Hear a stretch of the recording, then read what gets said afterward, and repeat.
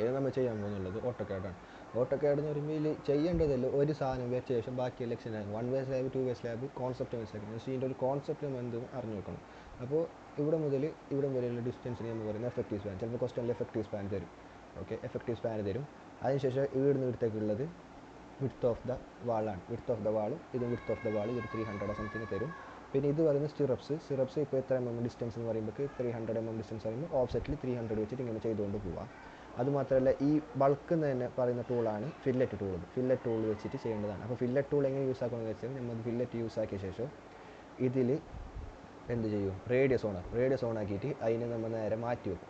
Radius on ആക്കി നമ്മൾ ഈ കൊടുക്കുന്ന സ്റ്റിറപ്പിൻ്റെ എത്ര ഡയമീറ്റർ 12 mm ഡയമീറ്ററിന് 12 × 2 ആക്കും.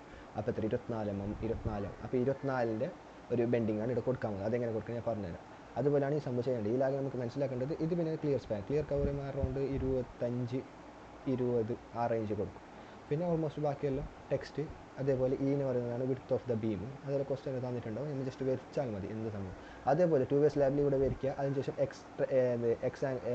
എക്സ് ആക്സിസിൻ്റെ ഒരു സംഭവം, അത് രണ്ട് വെച്ചിട്ട് ലൈൻ വെച്ചിട്ട് ഇവിടെ ട്രിം ആക്കും. അതിനുശേഷം ഇവിടെ കുറച്ച് ട്രിം നമുക്ക് ആ ലൈന് കിട്ടിയ ശേഷം ഇവിടെ ഒരു ബ്ലൈൻഡ് ട്രിം ആക്കിയിട്ട് ഈ സംഭവം ചെയ്യും.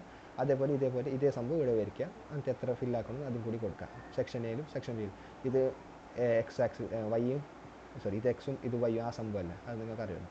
ഓക്കെ, അതുപോലെയാണ് 2 വേ സ്ലാബ്, 1 വേ സ്ലാബ്. ഓക്കെ, പിന്നെ ടി ബിയും സിംഗിൾ റീൻഫോഴ്സ്മെൻറ്റുകളും എന്തുമില്ല. ഇത് കണ്ട ഇവിടെ മുതൽ ഇവിടം വരെ എഫക്റ്റീവ് സ്പാൻ, ഈ സെൻറ്റർ മുതൽ ഈ സെൻറ്റർ വരെയുള്ളതാണ് ക്ലിയർ സ്പാൻ. പിന്നെ ഇത് ക്ലിയർ കവർ, ഇത് സിറപ്പ്, ഇത് എത്ര ഡയമീറ്ററിൻ്റെ ആ സംഭവം കറക്റ്റ് ചെയ്യുക. പിന്നെ ഇത് ഹാച്ച് ടൂൾ നമ്മൾ ചെയ്യും. നേരെ ഓട്ടോക്യാഡ് ഓൺ ആക്കുക, ന്യൂ എടുക്കുക.